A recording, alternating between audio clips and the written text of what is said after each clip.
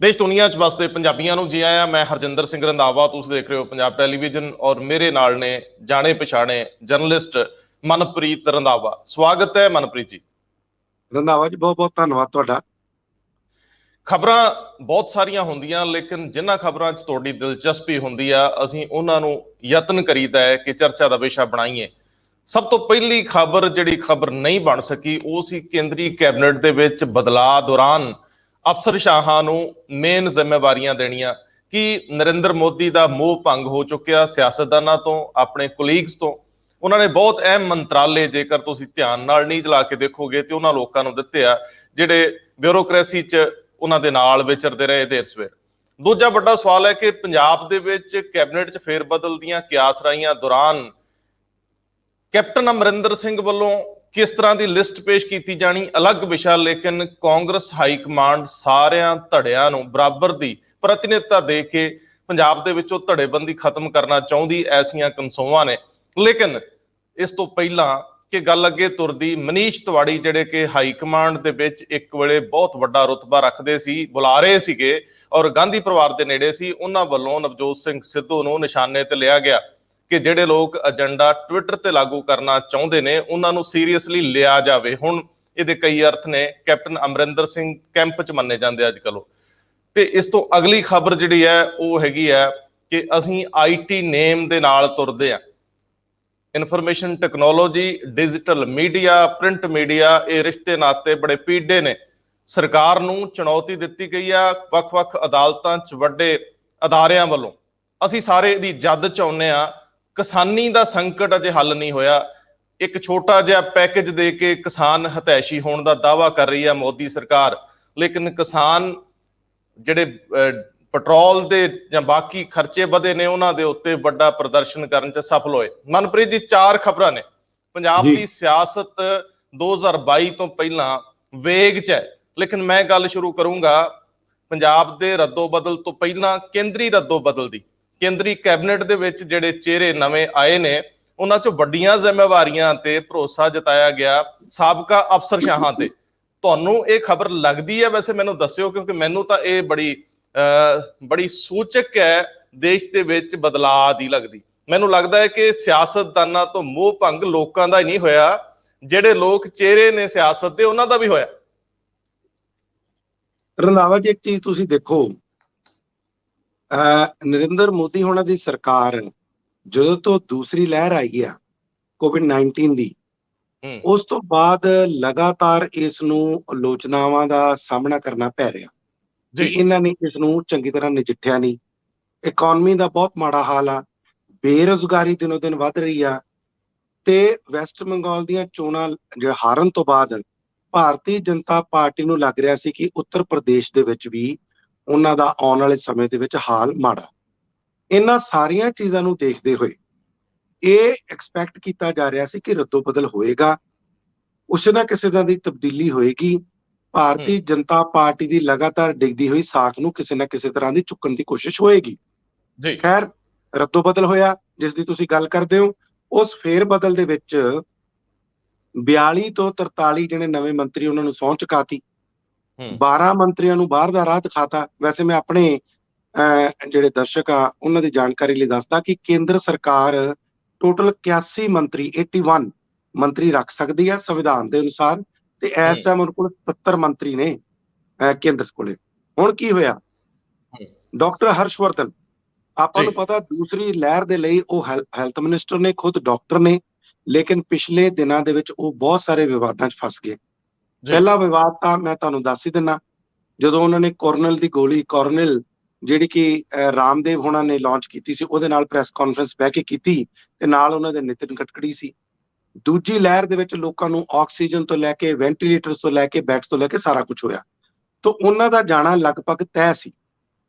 ਲੇਕਿਨ ਉਹਨਾਂ ਦੇ ਥਾਂ ਤੇ ਜਿਹੜੇ ਲਿਆਂਦੇ ਗਏ ਨੇ, ਮਨਸੁਖ ਲਕਸ਼ਮੀ ਉਹਨਾਂ ਦਾ ਨਾਮ ਆ, ਉਹ ਗੁਜਰਾਤ ਤੇ ਰਾਜ ਸਭਾ ਦੇ ਮੈਂਬਰ ਆ। ਇਸੇ ਤਰ੍ਹਾਂ ਪ੍ਰਕਾਸ਼ ਜਾਵੜੇਕਰ ਨੂੰ ਰਾਹ ਦਿਖਾਇਆ ਗਿਆ, ਉਹ INB ਦੇ ਇਨਫੋਰਮੇਸ਼ਨ ਬ੍ਰੌਡਕਾਸਟ ਦੇ ਮੰਤਰੀ ਸੀ ਔਰ ਅਕਸਰ ਉਹਨਾਂ ਨੂੰ ਅਸੀਂ ਟੈਲੀਵਿਜ਼ਨ ਤੇ ਦੇਖਦੇ ਸੀ। ਤੇ ਤੀਸਰੇ ਸੀ ਰਵੀ ਸ਼ੰਕਰ ਪ੍ਰਸਾਦ, ਜਿਹੜੀ ਤੁਸੀਂ IT ਦੀ ਗੱਲ ਕੀਤੀ ਆ। ਹੁਣ IT ਦੀ ਗੱਲ ਤੁਸੀਂ ਕੀਤੀ ਆ, ਰੰਧਾਵਾ ਜੀ, ਆਈਟੀ ਨਾਲ ਬਹੁਤ ਦੇਰ ਤੋਂ ਭਾਰਤ ਸਰਕਾਰ ਦਾ ਰੌਲਾ ਚੱਲ ਰਿਹਾ। ਰੌਲਾ ਇਹ ਨਹੀਂ ਚੱਲ ਰਿਹਾ ਕਿ ਉਹ ਕੋਈ ਕਾਨੂੰਨ ਨਹੀਂ ਮੰਨ ਰਹੇ, ਠੀਕ ਹੈ, ਹਰੇਕ ਦੇਸ਼ ਦੇ ਆਪਣੇ ਧਰਤੀ ਦੇ ਆਪਣੇ ਕਾਨੂੰਨ ਹੁੰਦੇ ਆ, ਲੇਕਿਨ ਪਿੱਛੇ ਮਨਸ਼ਾ ਇਹ ਸੀ ਕਿ ਇਹਨਾਂ ਨੂੰ ਕੰਟਰੋਲ ਕਿਸ ਤਰ੍ਹਾਂ ਕਰਨਾ। ਤੁਸੀਂ ਦੇਖੋ, ਅੱਜ ਕੱਲ ਆਪਾਂ ਡਿਜੀਟਲ ਮੀਡੀਆ ਤੇ ਇਹ ਪ੍ਰੋਗਰਾਮ ਕਰਦੇ ਆ। ਡਿਜੀਟਲ ਮੀਡੀਆ ਲਗਭਗ ਮੇਨ ਸਟ੍ਰੀਮ ਮੀਡੀਆ ਦਾ ਬਦਲ ਬਣ ਗਿਆ, ਜਿਹਨੂੰ ਅਸੀਂ ਆਲਟਰਨੇਟਿਵ ਮੀਡੀਆ ਵੀ ਕਹਿੰਦੇ ਆ।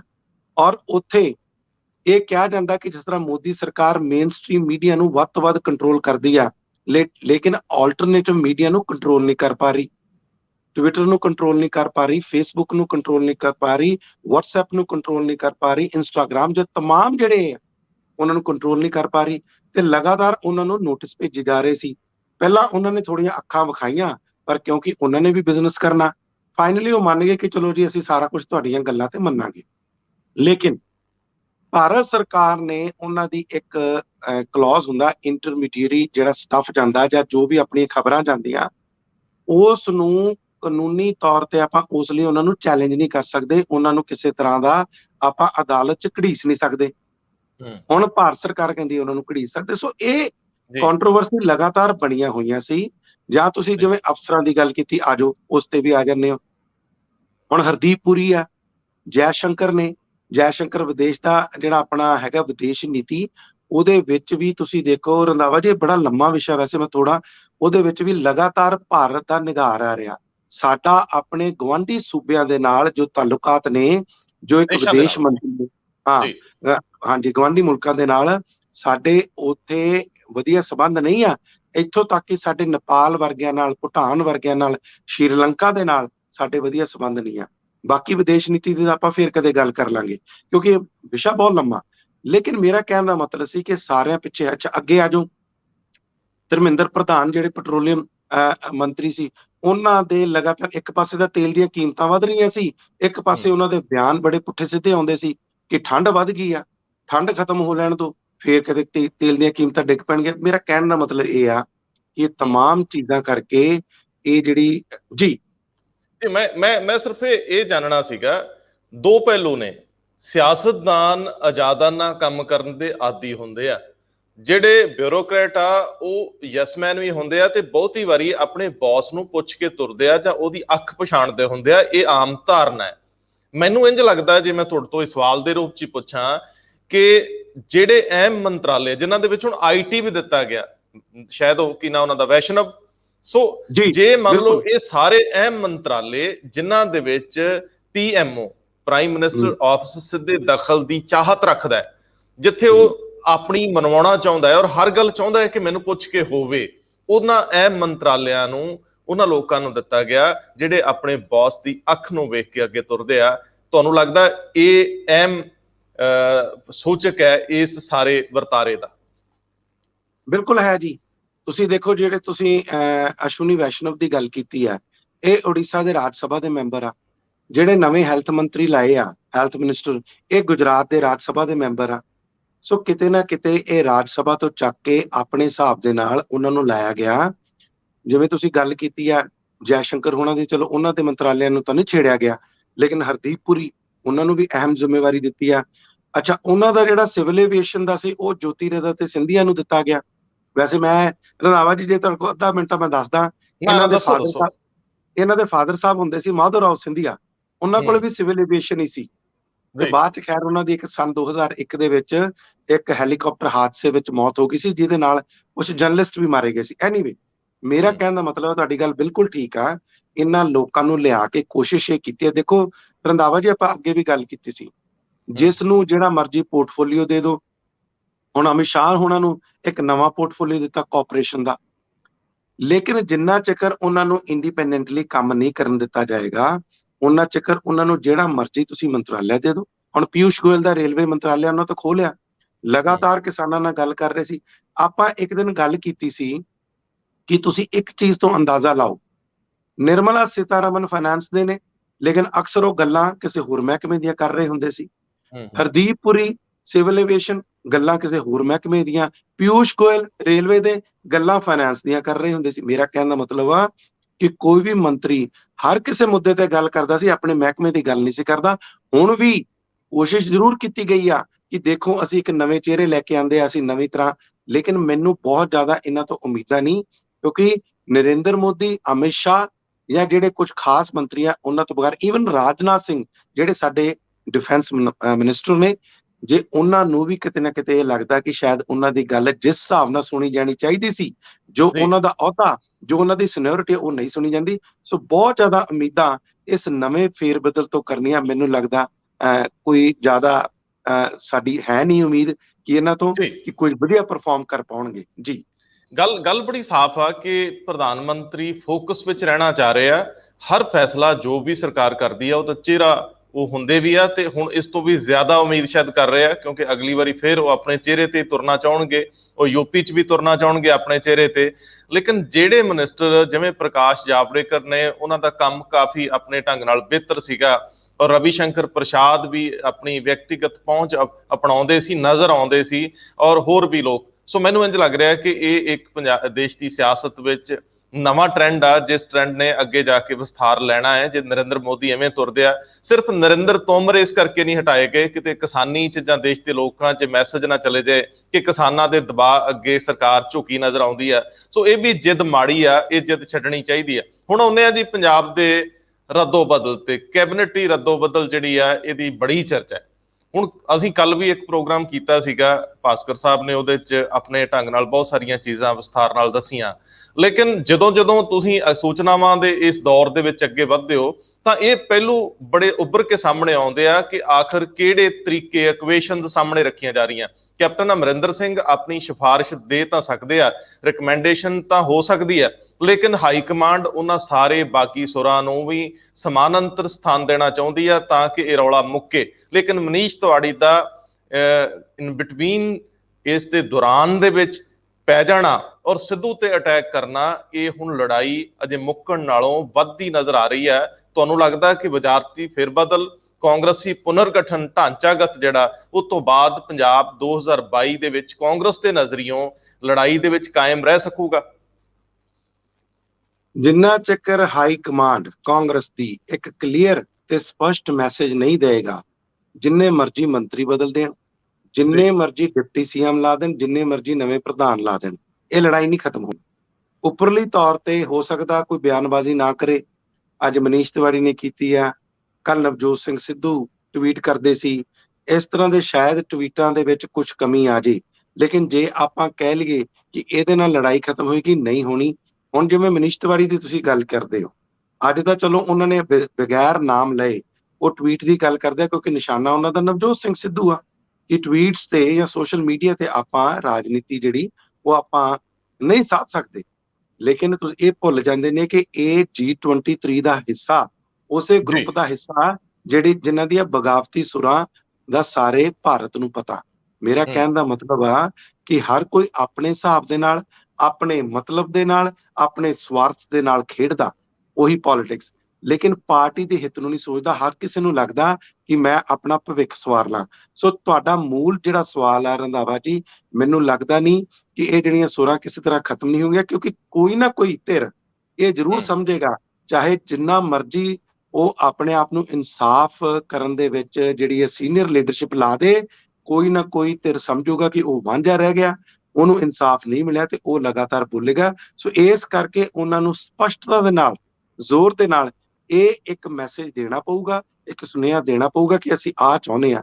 ਜੇ ਉਹ ਸੋਚਦੇ ਆ ਕਿ ਆਪਣੇ ਆਪ ਹੀ ਠੀਕ ਹੋ ਜਾਊਗਾ, ਇਹ ਆਪਣੇ ਆਪ ਠੀਕ ਹੋਣ ਵਾਲਾ ਨਹੀਂ, ਦਿਨੋਂ ਦਿਨ ਵਧੂਗਾ, ਦਿਨੋਂ ਦਿਨ ਸਾਨੂੰ ਨਵੀਆਂ ਸੁਰਾਂ ਮਿਲਣਗੀਆਂ, ਤੁਹਾਨੂੰ ਮਿਲਣਗੀਆਂ। ਜੀ ਮਨਪ੍ਰੀਤ ਜੀ, ਇਹਦੇ ਚ ਕਿਉਂਕਿ ਤੁਹਾਡਾ ਤਜਰਬਾ ਕਾਫੀ ਹੈ, ਮੈਂ ਸਮਝਣਾ ਚਾਹੂੰਗਾ ਇਹ ਗੱਲ, ਤੁਸੀਂ ਥੋੜਾ ਖੁੱਲ ਕੇ ਗੱਲ ਕਰੋ। ਇਹਦੇ ਵਿੱਚ ਹੈਜ਼ੀਟੇਸ਼ਨ ਦੀ ਜ਼ਰੂਰਤ ਨਹੀਂ ਮੈਨੂੰ ਲੱਗਦਾ, ਕਿਉਂਕਿ ਇਹ ਹੈਗੀਆਂ ਸੰਭਾਵਨਾਵਾਂ। ਜਦੋਂ ਅਸੀਂ ਕੈਪਟਨ ਅਮਰਿੰਦਰ ਸਿੰਘ ਦੇ ਕੈਂਪ ਦੀ ਨੁਮਾਇੰਦਗੀ, ਜੇ ਮੰਨ ਲਓ ਇਹ ਧੜਿਆਂ ਦੀ ਰਾਜਨੀਤੀ ਦੇ ਵਿੱਚ ਸਭ ਨੂੰ ਸਥਾਨ ਦੇਣਾ ਹੈ, ਤਾਂ ਕੈਪਟਨ ਅਮਰਿੰਦਰ ਸਿੰਘ ਦੇ ਵਫਾਦਾਰ ਚਿਹਰੇ ਜਿਹੜੇ ਪਿਛਲੇ ਸਮੇਂ 'ਚ ਵਫਾਦਾਰੀ ਮੌਕੇ ਨਾਲ ਨਹੀਂ ਦਿਖਾਉਣ ਦੇ ਮੌਕੇ, ਪਰਖ ਦੇ ਸਮੇਂ ਨਾਲ ਨਹੀਂ ਰਹੇ, ਜੇ ਉਹਨਾਂ ਨੂੰ ਅੱਧੇ ਮੰਤਰੀ ਵੀ ਆਪਣੀ ਮਰਜ਼ੀ ਦੇ ਚੁਣਨ ਦਾ ਮੌਕਾ ਮਿਲਦਾ, ਤਾਂ ਕੀ ਉਹ ਲੋਕ ਜਿਹੜੇ ਔਖੇ ਵੇਲੇ ਸਾਥ ਛੱਡ ਗਏ, ਉਹਨਾਂ ਨੂੰ ਬਦਲਾਉਣਾ ਚਾਹਣਗੇ? ਨੰਬਰ 1। ਨੰਬਰ 2, ਜਿਨ੍ਹਾਂ ਲੋਕਾਂ ਨੇ ਕਮਾਨ ਸਾਂਭੀ, ਜਿਨ੍ਹਾਂ 'ਚ ਸੁਖਜਿੰਦਰ ਸਿੰਘ ਰੰਧਾਵਾ ਔਰ ਚਰਨਜੀਤ ਸਿੰਘ ਚੰਨੀ ਸੀ, ਇਹਨਾਂ ਨੂੰ ਹਟਾਉਣ ਦਾ ਜੋਖਮ ਉਠਾ ਸਕਦੀ ਹਾਈ ਕਮਾਂਡ? ਜਿਹੜਾ ਸਿੱਧੂ ਕੈਂਪ ਦੇ ਪ੍ਰਗਟ ਸਿੰਘ ਜਾਂ ਕੋਈ ਹੋਰ ਅੰਦਰ ਖਾਤੇ ਉਹਨਾਂ ਨਾਲ ਹੋਣ, ਉਹਨਾਂ ਨੂੰ ਸਥਾਨ ਮਿਲ ਸਕਦਾ ਹੈ? ਕੀ ਜਿਹੜੀ ਰਾਹੁਲ ਗਾਂਧੀ ਦੀ ਯੂਥ ਬ੍ਰਿਗੇਡ ਆ, ਜਿਹਦੇ ਚ ਨਾਗਰਾ ਨੇ, ਜਿਹਦੇ ਚ ਵੜਿੰਗ ਨੇ, ਰਾਜਾ ਵੜਿੰਗ ਨੇ, ਉਹ ਲੋਕਾਂ ਨੂੰ ਸਥਾਨ ਮਿਲ ਸਕਦਾ? ਦਲਿਤ ਰਾਜਨੀਤੀ ਜਾਂ ਪਛੜੇ ਵਰਗਾਂ ਦੀ ਰਾਜਨੀਤੀ ਚ ਰਾਜ ਕੁਮਾਰ ਵਿਰਕਾ ਵਰਗਿਆਂ ਦੀ ਕੋਈ ਸਥਾਨ, ਸੰਗਤ ਸਿੰਘ ਗਿਲਜੀਆਂ ਵਰਗਿਆਂ ਦਾ ਕੋਈ ਸਥਾਨ ਬਣਦਾ? ਔਰ ਜਾਂ ਜਿਹੜੇ ਪਿਛਲੇ ਸਮੇਂ ਦੇ ਵਿੱਚ ਦੋਸ਼ ਲੱਗਣ ਤੋਂ ਬਾਅਦ ਬਾਹਰ ਕੀਤੇ ਰਾਣਾ ਗੁਰਜੀਤ ਸਿੰਘ ਵਰਗੇ, ਉਹਨਾਂ ਨੂੰ ਕੈਪਟਨ ਅਮਰਿੰਦਰ ਸਿੰਘ ਆਪਣੇ ਨਾਲ ਫਿਰ ਤੋਰ ਸਕਦੇ? ਜੀ, ਮੈਂ ਰੰਧਾਵਾ ਜੀ ਤੁਹਾਨੂੰ ਇਹਦੇ ਨਾਲ ਇੱਕ ਗੱਲ ਦੱਸੂਗਾ। ਤੁਹਾਡੀ ਗੱਲ, ਇਹਨਾਂ ਸਾਰੇ ਜਿਨ੍ਹਾਂ ਦੇ ਤੁਸੀਂ ਨਾਮ ਲਿੱਤੇ ਆ, ਇਹਨਾਂ ਨੂੰ ਬਣਦਾ ਸਥਾਨ ਮਿਲਣਾ ਚਾਹੀਦਾ। ਪਹਿਲੀ ਤਾਂ ਗੱਲ ਇਹ ਆ, ਕਿਉਂਕਿ ਇਹ ਅਲੱਗ-ਅਲੱਗ ਭਾਈਚਾਰੇ ਤੋਂ, ਆਪਣੇ ਅਲੱਗ-ਅਲੱਗ ਮਾਸ਼ਰੇ ਤੋਂ ਇਹ ਆਉਂਦੇ ਆ। ਬਹੁਤ ਸਾਰੇ ਆਪਣੀ ਉਹਨਾਂ ਸੰਖਿਆ ਨੂੰ, ਜਿਹੜੀ ਜਨਸੰਖਿਆ ਜਿਨ੍ਹਾਂ ਨੂੰ ਇਹ ਰਿਪਰੈਜ਼ੈਂਟ ਕਰਦੇ ਆ, ਉਹਨਾਂ ਦੇ ਭਲਾਈ ਦੇ ਮਾਮਲੇ ਹੋਣ, ਉਹਨਾਂ ਦਾ ਵੈਲਫੇਅਰ, ਇਹ ਜਾ ਕੇ ਆ ਕੇ ਉਹਨਾਂ ਦੀ ਗੱਲਬਾਤ ਕਰ ਸਕਦੇ ਆ। ਪਰ ਇਸ ਤਰ੍ਹਾਂ ਹੁੰਦਾ, ਹੁਣ ਦੇਖੋ, ਅਗਰ ਤੁਸੀਂ ਕੈਪਟਨ ਅਮਰਿੰਦਰ ਸਿੰਘ ਦੀ ਥੋੜੀ ਜਿਹੀ ਹਿਸਟਰੀ ਦੇਖੋ, ਤੇ ਇਹਨਾਂ ਨੇ ਕਿਸੇ ਵੀ ਪ੍ਰਧਾਨ ਨਾਲ ਮਿਲ ਕੇ ਕੰਮ ਨਹੀਂ ਕੀਤਾ, ਚਾਹੇ ਉਹ ਸ਼ਮਸ਼ੇਰ ਸਿੰਘ ਦੁੱਲੋ ਹੋਣ, ਚਾਹੇ ਉਹ ਤੁਸੀਂ ਹੰਸਪਾਲ ਹੋਣ, ਚਾਹੇ ਉਹਨਾਂ ਨੂੰ ਹਮੇਸ਼ਾ, ਈਵਨ ਕਿ ਤੁਸੀਂ ਮਹਿੰਦਰ ਸਿੰਘ ਕੇਪੀ ਆ, ਜਲੰਧਰ ਤੋਂ ਆਉਂਦੇ ਆ, ਇੱਕ ਵਾਰੀ ਉਹ ਐਕਟਿੰਗ ਪ੍ਰਧਾਨ ਲਾਏ ਗਏ ਸੀ। ਉਹਨਾਂ ਨੇ ਇੱਕ ਵਾਰੀ ਆਪਣੇ ਹੱਥ ਇਸ ਕਰਕੇ ਖੜੇ ਕਰਤੇ ਸੀ, ਉਹ ਕਹਿੰਦੇ ਨਹੀਂ ਜੀ, ਮੈਨੂੰ ਤਾਂ ਕੰਮ ਨਹੀਂ ਕਰਨ ਦਿੰਦੇ, ਮੈਂ ਇੱਕ ਦਲਿਤ ਭਾਈਚਾਰੇ ਤੇ ਆਉਂਦਾ, ਇਸ ਕਰਕੇ ਇਹ ਮੇਰੇ ਨਾਲ ਚੰਗੀ ਤਰ੍ਹਾਂ ਬੋਲਦੇ ਨਹੀਂ। ਅੱਛਾ, ਪ੍ਰਤਾਪ ਸਿੰਘ ਬਾਜਵਾ ਦੀ ਐਗਜ਼ਾਮਪਲ ਲੈ ਲਓ, ਉਦੋਂ ਤਾਂ ਇਹ ਮੁੱਖ ਮੰਤਰੀ ਵੀ ਨਹੀਂ ਸੀ, ਲੇਕਿਨ ਬਰਦਾਸ਼ਤ ਨਹੀਂ ਸੀ ਕਰ ਸਕੇ ਪ੍ਰਤਾਪ ਸਿੰਘ ਬਾਜਵਾ ਨੂੰ ਵੀ ਇਹਨਾਂ ਨੇ ਹਰ ਹੀਲਾ ਵਸੀਲਾ ਕਰਕੇ ਉਹਨਾਂ ਦੇ ਖਿਲਾਫ ਚਿੱਠੀਆਂ ਲਿਖ ਕੇ ਉਹਨਾਂ ਨੂੰ ਲਵਾਇਆ ਸੀ। ਮੇਰਾ ਕਹਿਣ ਦਾ ਮਤਲਬ ਕਿ ਜੇ ਇਹ ਤੁਸੀਂ ਸਮਝੋ ਕਿ ਅਮਰਿੰਦਰ ਸਿੰਘ ਕਿਸੇ ਨੂੰ ਵਧੀਆ ਢੰਗ ਨਾਲ ਕੰਮ ਕਰ ਲੈਣ ਦੇਣਗੇ, ਈਵਨ ਸੁਨੀਲ ਜਾਖੜ ਦੀ ਤੁਸੀਂ ਐਗਜ਼ਾਮਪਲ ਲੈ ਲਓ, ਜਦੋਂ ਇਹ ਬਣੇ ਆ ਉਦੋਂ ਪੂਰੇ ਤਰ੍ਹਾਂ ਉਹਨਾਂ ਦੇ ਡਿਫਰੈਂਸਿਸ ਸੀਗੇ। ਹੌਲੀ ਹੌਲੀ, ਕਿਉਂਕਿ ਜਿਹੜੇ ਸੁਨੀਲ ਜਾਖੜ ਆਪ ਬੜੇ ਮੈਚੁਰ ਪੋਲੀਟੀਸ਼ੀਅਨ ਆ, ਇਸ ਕਰਕੇ ਉਹਨਾਂ ਨੇ ਆਪਣੇ ਡਿਫਰੈਂਸਿਸ ਇਹਨਾਂ ਨਾਲ ਹੱਲ ਕਰ ਲਏ। ਹੁਣ ਮੈਂ ਆਉਣਾ ਤੁਹਾਡੀ ਅਗਲੀ ਗੱਲ ਤੇ ਕਿ ਕੀ ਇਹਨਾਂ ਨੂੰ ਮਿਲਣੀ ਚਾਹੀਦੀ, ਲੇਕਿਨ ਇਹ ਕੰਮ ਨਹੀਂ ਕਰਨ ਦਿੰਦੇ, ਕਿਉਂਕਿ ਕੰਮ ਚਾਹੁੰਦੇ ਆ ਕਿ ਸਿਰਫ ਅਸੀਂ ਹੀ ਕੰਮ ਕਰੀਏ। ਹੁਣ ਮੈਂ ਤੁਹਾਨੂੰ ਇੱਕ ਹੋਰ ਐਗਜ਼ਾਮਪਲ ਦਿੰਦਾ। ਜਦੋਂ ਪਿਛਲੀ ਵਾਰੀ ਸਨ 2007 ਦੇ ਵਿੱਚ ਅਮਰਿੰਦਰ ਸਿੰਘ ਦੀ ਸੱਤਾ ਗਈ ਆ, ਤੇ ਇਹਨਾਂ ਦਾ ਇੱਕ ਇੰਟਰਵਿਊ ਆਇਆ ਸੀ, ਤੇ ਇਹਨਾਂ ਦੇ ਬੜੇ ਨੇੜਲੇ ਬੰਦੇ ਇਹ ਕਹਿੰਦੇ, ਮੈਨੂੰ ਆਪਣੇ ਰਾਣਾ ਗੁਰਮੀਤ ਸਿੰਘ ਸੋਢੀ, ਲਾਲ ਸਿੰਘ, ਇਸ ਤਰ੍ਹਾਂ ਦੇ ਕੁਝ ਬੰਦਿਆਂ ਦਾ ਨਾਂ ਲੈ ਕੇ ਇਹਨਾਂ ਨੇ ਕਿਹਾ ਸੀ ਕਿ ਮੈਨੂੰ ਇਹਨਾਂ ਤੋਂ ਬੜੀ ਮਾਯੂਸੀ ਹੋਈ ਆ, ਮੈਨੂੰ ਇਹਨਾਂ ਨੇ ਇੱਕ ਤਰ੍ਹਾਂ ਦਾ ਧੋਖਾ ਦਿੱਤਾ। ਅੱਜ ਵੀ ਮੈਨੂੰ ਉਹ ਇੰਟਰਵਿਊ ਯਾਦ ਆ, ਬੜਾ ਵੱਡਾ ਇੰਟਰਵਿਊ ਛਪਿਆ ਸੀ। ਅੱਜ ਲੋਕੀ ਫੇਰ ਇਹਨਾਂ ਦੇ ਨੇੜੇ ਹੋ ਗਏ। ਸੋ ਹਰ ਵਾਰੀ ਇਹ ਗੱਲਾਂ ਕਰ ਦੇਣੀਆਂ, ਕਿਉਂਕਿ ਕੁਝ ਬੰਦੇ ਜਿਹੜੇ ਸੱਤਾ ਦੇ ਨਾਲ ਉਹਨਾਂ ਨੂੰ ਹੁੰਦਾ ਕਿ ਉਹ ਕਿਸ ਤਰ੍ਹਾਂ ਚਿਪਕ ਸਕਦੇ ਨੇ, ਕਿਸ ਤਰ੍ਹਾਂ ਨੇੜੇ ਆ ਸਕਦੇ ਨੇ। ਤੁਸੀਂ ਕੁਲਜੀਤ ਸਿੰਘ ਨਾਗਰਾ ਦੀ ਗੱਲ ਕੀਤੀ, ਤੁਸੀਂ ਅਮਰਿੰਦਰ ਸਿੰਘ ਰਾਜਾ ਵੜਿੰਗ ਦੀ ਗੱਲ ਕੀਤੀ। ਯੰਗ ਬ੍ਰਿਗੇਡਸ ਨੇ ਅਮਰਿੰਦਰ ਸਿੰਘ ਰਾਜਾ ਵੜਿੰਗ ਨੂੰ ਆਪ ਹੈਂਡ ਪਿਕ ਕੀਤਾ ਸੀ ਰਾਹੁਲ ਗਾਂਧੀ ਨੇ, ਮੈਨੂੰ ਅੱਜ ਵੀ ਯਾਦ ਆ। ਠੀਕ ਹੈ, ਇਹ ਲੋਕੀ ਯੰਗ ਬ੍ਰਿਗੇਡਸ ਨੇ ਅੱਗੇ ਆਉਣਾ ਚਾਹੁੰਦੇ ਆ, ਇਹਨਾਂ ਨੂੰ ਕੋਈ ਜ਼ਿੰਮੇਵਾਰੀ ਨਹੀਂ ਮਿਲਦੀ, ਇਹਨਾਂ ਨੂੰ ਪਾਸੇ ਰੱਖਿਆ ਜਾਂਦਾ। ਤੇ ਫੇਰ ਤੋਂ ਉਹੀ ਬੰਦਿਆਂ ਨੂੰ ਜਿਨ੍ਹਾਂ ਨੂੰ ਇਹ ਕਿਹਾ ਸੀ ਕਿ ਇਹਨਾਂ ਨੇ ਮੈਨੂੰ ਮੇਰਾ ਸਾਥ ਨਹੀਂ ਦਿੱਤਾ, ਮੈਨੂੰ ਧੋਖਾ ਦਿੱਤਾ, ਫੇਰ ਉਹਨਾਂ ਦੇ ਨੇੜੇ ਆ ਜਾਂਦੇ, ਲੈ ਦੇ ਕੇ ਉਹੀ ਰਾਜਨੀਤੀ, ਉਸ ਤਰ੍ਹਾਂ ਦੀ ਹੀ ਰਾਜਨੀਤੀ, ਪ੍ਰਧਾਨਾਂ ਦੇ ਨਾਲ ਨਾ ਬਣਨਾ, ਯੰਗ ਬੰਦਿਆਂ ਨੂੰ ਮੌਕਾ ਨਾ ਦੇਣਾ। ਜੇ ਕੋਈ ਖਾਸ ਮੰਨ ਲਓ ਕੋਈ OBC ਤੋਂ ਜਾਂ ਦਲਿਤ ਭਾਈਚਾਰੇ ਤੋਂ ਬੰਦਾ ਆਉਂਦਾ, ਉਹਨੂੰ ਤਰਜੀਹ ਨਾ ਦੇਣੀ। ਉਸ ਤਰ੍ਹਾਂ ਦੀ ਹੀ ਪੋਲਿਟਿਕਸ ਚੱਲ ਰਹੀ ਆ, ਤੇ ਜੋ ਉਹਨਾਂ ਦਾ ਸ਼ੈਲੀ ਆ ਇਸ ਤਰ੍ਹਾਂ ਦੀ ਹੀ ਚੱਲੂਗੀ। ਮੈਨੂੰ ਮਨਪ੍ਰੀਤ ਜੀ ਕਿਸੇ ਬਹੁਤ ਅੰਦਰਲੇ ਸਰੋਤ ਤੋਂ ਪਤਾ ਲੱਗਿਆ, ਜਿਹੜੇ ਕੈਪਟਨ ਅਮਰਿੰਦਰ ਸਿੰਘ ਦੇ ਘੇਰੇ 'ਚ ਵਿਚਰਨ ਵਾਲੇ ਇੰਨੀ ਦਿਨੀ, ਤਾਂ ਮੈਨੂੰ ਪਤਾ ਲੱਗਿਆ ਕਿ ਜਿਹੜਾ ਟਾਸਕ ਕੈਪਟਨ ਅਮਰਿੰਦਰ ਸਿੰਘ ਦੇ ਸਾਹਮਣੇ ਆ, ਉਹਦੇ 'ਚ ਸਭ ਤੋਂ ਪਹਿਲਾਂ ਬੇਅਦਬੀ ਦੇ ਮਾਮਲੇ, ਤੇਜ਼ੀ ਨਾਲ ਉਹਨਾਂ 'ਚ ਜਾਂਚ ਅੱਗੇ ਵਧੇ ਤੇ ਇਨਸਾਫ ਤੱਕ ਜਾਵੇ, ਤੇ ਦੂਜਾ ਸੀਗਾ ਨਸ਼ਿਆਂ ਦਾ ਮਾਮਲਾ। ਤੀਜੇ ਨੰਬਰ ਤੇ ਸ਼ਾਇਦ ਹੁਣ ਬਿਜਲੀ ਵਾਲਾ ਨੰਬਰ 1 ਤੇ ਆ ਗਿਆ, ਉਦੋਂ ਤੀਜੇ ਚੌਥੇ ਨੰਬਰ ਤੇ ਜਾਂਦਾ ਸੀਗਾ। ਸਵਾਲ ਇਹ ਹੈ ਕਿ ਜਿਹੜਾ ਨਸ਼ਿਆਂ ਦਾ ਮਾਮਲਾ ਹੈ ਤੇ ਬਰਗਾੜੀ ਵਾਲਾ ਮਾਮਲਾ, ਉਹਨੂੰ ਲੈ ਕੇ ਜਿਹੜੇ ਰਲੇ ਹੋਣ ਦੇ ਦੋਸ਼ ਸੀਗੇ, ਮੈਨੂੰ ਇਹ ਪਤਾ ਲੱਗਿਆ ਕਿ ਮਾਝੇ ਦੇ ਇੱਕ ਦਿਓਕਦ ਆਗੂ ਅਕਾਲੀਆਂ ਦੇ, ਉਹਦੇ ਨਾਲ ਕੈਪਟਨ ਅਮਰਿੰਦਰ ਸਿੰਘ ਦੀ ਨੇੜਤਾ ਅਜੇ ਵੀ ਪਿੱਛੇ ਨਹੀਂ ਗਈ। ਔਰ ਕੈਪਟਨ ਅਮਰਿੰਦਰ ਸਿੰਘ ਬਾਰੇ ਇਹ ਗੱਲ ਕਹੀ ਗਈ ਹੈ ਕਿ ਉਹ ਆਪਣੇ ਜਿਹੜੇ ਉਹਨਾਂ ਦੇ ਪ੍ਰੋਮਿਸਿਸ ਹੁੰਦੇ ਆ, ਭਾਵੇਂ ਕਿਸੇ ਵੀ ਪੱਧਰ ਦੀ ਦੋਸਤੀ ਦੇ ਹੋਣ, ਉਹਦੇ ਤੋਂ ਕਦੇ ਪਿੱਛੇ ਨਹੀਂ ਹਟਦੇ। ਅਜੇ ਵੀ ਉਹ ਰਿਸ਼ਤੇ ਬਹਾਲ ਨੇ, ਔਰ ਇਹਨਾਂ ਮਾਮਲਿਆਂ ਦੇ ਵਿੱਚ ਕੋਈ ਬਹੁਤ ਪ੍ਰਗਤੀ ਦੀ ਆਸ ਨਹੀਂ ਕੀਤੀ ਜਾ ਰਹੀ। ਇਹ ਅੰਦਰਲੇ ਸਰੋਤ ਪੁਖਤਾ ਕਰ ਰਹੇ ਸੀ। ਕਿ ਤੁਹਾਨੂੰ ਲੱਗਦਾ ਕਿ ਕੈਪਟਨ ਅਮਰਿੰਦਰ ਸਿੰਘ ਆਪਣੀ ਛਵੀ ਬਚਾਉਣ 'ਚ ਜਾਂ ਇਹਨਾਂ ਮਾਮਲਿਆਂ ਦੇ ਵਿੱਚ ਤੇਜ਼ੀ ਨਾਲ ਅੱਗੇ ਵੱਧਦੇ ਨਜ਼ਰ ਆਉਣ ਦੇ ਵਿੱਚ ਅਸਫਲ ਸਿੱਧ ਹੋਣਗੇ, ਔਰ ਸਿੱਧੂ ਕੋਲ ਤੇ ਇਹਨਾਂ ਦੇ ਜਿਹੜੇ ਆਪਣੇ ਅੰਦਰ ਵਾਲੇ ਸਿਆਸੀ ਸ਼ਰੀਕ ਨੇ, ਉਹਨਾਂ ਕੋਲ ਇਹਨਾਂ ਤੇ ਹਮਲੇ ਕਰਨ ਦੇ ਮੌਕੇ ਅੱਗੇ ਨਾਲੋਂ ਵੱਧ ਜਾਣਗੇ? ਬਿਲਕੁਲ ਵਧਣਗੇ ਜੀ। ਮੈਂ ਤੁਹਾਨੂੰ ਦੱਸਦਾ ਕਿ ਚਾਹੇ ਪ੍ਰਕਾਸ਼ ਸਿੰਘ ਬਾਦਲ ਹੋਣੇ, ਸੁਖਬੀਰ ਸਿੰਘ ਬਾਦਲ, ਉਹ ਅੱਗੇ ਜਿਹੜੀ ਨਵੀਂ SIT ਬਣੀ ਹੈ LK ਯਾਦਵ ਹੋਣਾ ਦੀ ਅਧੀਨ, ਉਹ ਪੇਸ਼ ਹੋਇਆ, ਪੰਥਪ੍ਰੀਤ ਪੇਸ਼ ਹੋਇਆ, ਢੱਡਰੀਆਂ ਵਾਲੇ ਪੇਸ਼ ਹੋਇਆ। ਇਹ ਲੱਗ ਤਾਂ ਰਿਹਾ ਕਿ ਕੁਝ ਕੀਤਾ ਜਾ ਰਿਹਾ, ਲੇਕਿਨ ਅਲਟੀਮੇਟਲੀ ਹੋਣਾ ਨਹੀਂ। ਚਲਾਨ ਪੇਸ਼ ਹੋ ਜਾਏਗਾ, ਉਹ ਸਾਬਤ ਹੁੰਦੇ ਆ ਨਹੀਂ ਸਾਬਤ ਹੁੰਦੇ ਆ ਬਾਅਦ ਦੀ ਗੱਲਾਂ। ਥੋੜਾ ਜਿਹਾ ਮੈਂ ਇੱਕ ਟੈਕਨੀਕਲ ਚੀਜ਼ ਅੱਜ ਤੁਹਾਨੂੰ ਦੱਸ ਦਿੰਦਾ ਰੰਧਾਵਾ ਜੀ, ਇਹ ਥੋੜੀ ਜਿਹੀ ਸਮਝਣ ਵਾਲੀ ਗੱਲ ਆ। ਦੇਖੋ, ਬੇਅਦਬੀ ਦੇ ਮਾਮਲੇ ਆਪਣੇ ਆਪ ਚ 295 ਇੱਕ ਏ ਧਾਰਾ, ਠੀਕ ਆ, ਉਹ ਬੇਅਦਬੀ ਦੇ ਮਾਮਲਿਆਂ ਨੂੰ ਲੈ ਕੇ ਕਈ ਚੀਜ਼ਾਂ ਨਾਲ ਲਿੰਕ ਕੀਤਾ ਜਾ ਸਕਦਾ ਸੀ, ਉਹ ਆਪਣੀ ਜਗ੍ਹਾ। ਕੋਟਕਪੂਰਾ ਤੇ ਬਹਿਬਲ ਕਲਾਂ ਇਹ ਦੋ ਅਲੱਗ-ਅਲੱਗ ਮਾਮਲੇ ਆ। ਬਹਿਬਲ ਕਲਾਂ ਵਾਲਾ ਮਾਮਲਾ ਆਲਰੇਡੀ ਕੋਰਟ ਚ ਪਹੁੰਚ ਚੁੱਕਾ, ਰਹਿ ਗਿਆ ਕੋਟਕਪੂਰਾ ਦਾ। ਹੁਣ ਕੋਟਕਪੂਰਾ ਚ ਕੀ ਕਹਿੰਦੇ ਆ, ਧਾਰਾ ਲਾਉਂਦੇ ਆ 307 ਦੀ। 307 ਕੀ ਆ, ਅਟੈਂਪਟ ਟੂ ਮਰਡਰ। ਪੁਲਿਸ ਨੇ ਜਦੋਂ ਲਾਅ ਐਂਡ ਆਰਡਰ ਰੱਖਣਾ ਹੁੰਦਾ, ਅਟੈਂਪਟ ਟੂ ਮਰਡਰ ਨਹੀਂ ਉਹਦੇ ਤੇ ਲੱਗਦਾ, ਇਹ ਫੇਰ ਖਾਰਜ ਹੋ ਜਾਣੀ ਆ। ਤੁਸੀਂ ਹਾਂ ਇਹ ਕਹਿ ਸਕਦੇ ਹੋ ਕਿ ਇਹਨਾਂ ਨੇ ਗੋਲੀ ਕਿਉਂ ਚਲਾਈ, ਇਹਨਾਂ ਨੇ ਕਿਹਨਾਂ ਦੇ ਆਰਡਰ ਲਿੱਤੇ ਸੀ, ਕੀ ਇਹਨਾਂ ਨੂੰ ਗੋਲੀ ਚਲਾਉਣੀ ਬਣਦੀ ਸੀ। ਇਹਨਾਂ ਚੀਜ਼ਾਂ ਦੇ ਉੱਤੇ ਜਦੋਂ ਹੁਣ ਵੀ ਦੁਬਾਰਾ ਇਹ ਗਈ ਤੇ ਕਾਨੂੰਨੀ ਤੌਰ ਤੇ ਹੀ ਇਹਨੂੰ ਖਾਰਜ। ਸੋ ਮੇਰਾ ਕਹਿਣ ਦਾ ਮਤਲਬ ਹੈ ਇਹ ਜਾਂਚ ਵੀ ਲੱਗਦਾ ਨਹੀਂ ਕਿਤੇ ਜਾਏਗੀ। ਨਸ਼ਿਆਂ ਦੇ ਮੁੱਦੇ ਤੇ ਹਰਪ੍ਰੀਤ ਸਿੱਧੂ ਦੀ ਅਪਾਇੰਟਮੈਂਟ ਤੋਂ ਬਾਅਦ ਤੁਹਾਨੂੰ ਲੱਗਦਾ ਹੈ ਕਿ ਇਹਦੇ ਚ ਵੱਡੇ ਜਿਹੜੇ ਲੋਕ ਜਿਨ੍ਹਾਂ ਦੇ ਨਾਂ ਆਉਂਦੇ ਰਹੇ ਉਹਨਾਂ ਤੇ ਕਾਰਵਾਈ ਅੱਗੇ ਵੱਧ ਸਕਦੀ ਹੈ? ਕਿਉਂਕਿ ਜਿਹੜੀ ਸਾਲਾਂ ਦੇ ਸਾਲ ਨਹੀਂ ਵਧੀ, ਹੁਣ ਉਹਦੀ ਉਮੀਦ 3 ਜਾਂ 4 ਮਹੀਨਿਆਂ ਚ ਕੀਤੀ ਜਾ ਸਕਦੀ ਹੈ। ਇਹਨੂੰ ਸਿਰੇ ਤੋਂ ਖਾਰਜ ਤਾਂ ਨਹੀਂ ਕੋਈ ਕਰ ਰਿਹਾ, ਲੇਕਿਨ ਇਹਦੇ ਚ ਉਮੀਦ ਨਾ ਉਮੀਦੀ ਵਰਗੀ ਹੈ। ਦੇਖੋ, ਸਿਰੇ ਚ ਖਾਰਜ ਨਹੀਂ ਕਰ ਰਿਹਾ, ਕਿਉਂਕਿ ਕਈ ਵਾਰੀ ਆਪਾਂ ਥੋੜਾ ਡਿਪਲੋਮੈਟਿਕ ਹੋ ਕੇ ਜਵਾਬ ਦਿੰਦੇ ਹਾਂ, ਲੇਕਿਨ ਮੈਨੂੰ ਇਸ ਤੋਂ ਵੀ ਕੋਈ ਉਮੀਦ ਨਹੀਂ ਹੈ। ਹਰਪ੍ਰੀਤ ਸਿੰਘ ਸਿੱਧੂ ਨੂੰ ਵਾਪਸ ਤਾਂ ਬੁਲਾ ਲਿਆ, ਟਾਈਮ ਹੈ ਨਹੀਂ, ਔਰ ਕਿੰਨੀ ਕੁ ਉਹਨਾਂ ਨੂੰ ਖੁੱਲ੍ਹ ਦਿੱਤੀ ਜਾਂਦੀ ਹੈ। ਜੇ ਇੱਕ ਰੰਧਾਵਾ ਜੀ ਇਹਦਾ ਇੱਕ ਦੂਸਰਾ ਪਹਿਲੂ ਵੀ ਆ, ਜੇ ਸਿਰਫ ਲੋਕਾਂ ਨੂੰ ਦਿਖਾਉਣ ਵਾਸਤੇ, ਫੜੋ ਫੜਾਈ ਕਰਨ ਵਾਸਤੇ, ਇਹ ਦੱਸਣ ਵਾਸਤੇ ਕਿ ਦੇਖੋ ਅਸੀਂ ਆਪਣਾ ਕੰਮ ਕਰਤਾ ਔਰ ਐਵੇਂ ਫੜ ਕੇ ਬੰਦਿਆਂ ਨੂੰ ਅੰਦਰ ਕਰਤਾ, ਉਹ ਵੀ ਇਸ ਸਰਕਾਰ ਲਈ ਬਹੁਤ ਨੈਗੇਟਿਵ ਜਾਏਗੀ।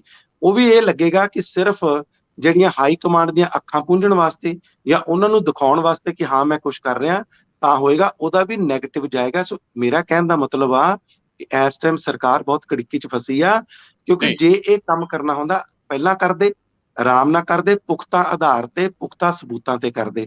ਹੁਣ ਜਿਹੜੀ ਵੀ ਕਾਰਵਾਈ ਹੋਊਗੀ ਉਹਨੂੰ ਬਦਲੇ ਦੀ ਰਾਜਨੀਤੀ, ਉਹਨੂੰ ਇਸ ਤਰ੍ਹਾਂ ਲੱਗਿਆ ਕਿ ਆਪਣੀ ਕੁਰਸੀ ਬਚਾਉਣ ਦੀ ਰਾਜਨੀਤੀ, ਜਾਂ ਸਿਰਫ ਆਪਣੇ ਆਪ ਨੂੰ ਨਿਰਪੱਖ ਸਾਬਿਤ ਕਰਨ ਲਈ, ਆਪਣੇ ਆਪ ਨੂੰ ਵਧੀਆ ਸਾਬਿਤ ਕਰਨ ਲਈ ਹੋਏਗੀ। ਹੋਰ ਇਹਦੇ ਵਿੱਚ ਕੁਝ ਨਹੀਂ ਹੋਣਾ ਜੀ। ਮਨਪ੍ਰੀਤ ਜੀ, ਮੈਨੂੰ ਅੰਦਾਜ਼ਾ ਹੈ ਕਿ ਤੁਸੀਂ ਅਗਲੇ ਕੁਝ ਮਿੰਟ ਚ ਕਿਸੇ ਬਾਹਰਲੇ ਰੇਡੀਓ ਨਾਲ ਸ਼ਾਮਲ ਹੋਣਾ ਹੈ, ਲੇਕਿਨ ਆਖਰੀ ਸਵਾਲ ਹੈ ਤੇ ਸਵਾਲ ਬੜਾ ਅਹਿਮ ਆ ਕਿ ਜਦੋਂ ਗੁਰਨਾਮ ਸਿੰਘ ਚੜੂਣੀ ਇਹ ਕਹਿੰਦੇ ਆ ਕਿ ਮਿਸ਼ਨ ਪੰਜਾਬ ਤੇ ਕੰਮ ਕਰਾਂਗੇ, ਉਸੇ ਵੇਲੇ ਹੀ ਰਾਜੇਵਾਲ ਕਹਿੰਦੇ ਆ ਕਿ ਚੜੂਣੀ ਨੂੰ ਹਵਾ 'ਚ ਨਹੀਂ ਉੱਡਣਾ ਚਾਹੀਦਾ, ਜ਼ਮੀਨ ਤੇ ਆ ਜਾਣਾ ਚਾਹੀਦਾ।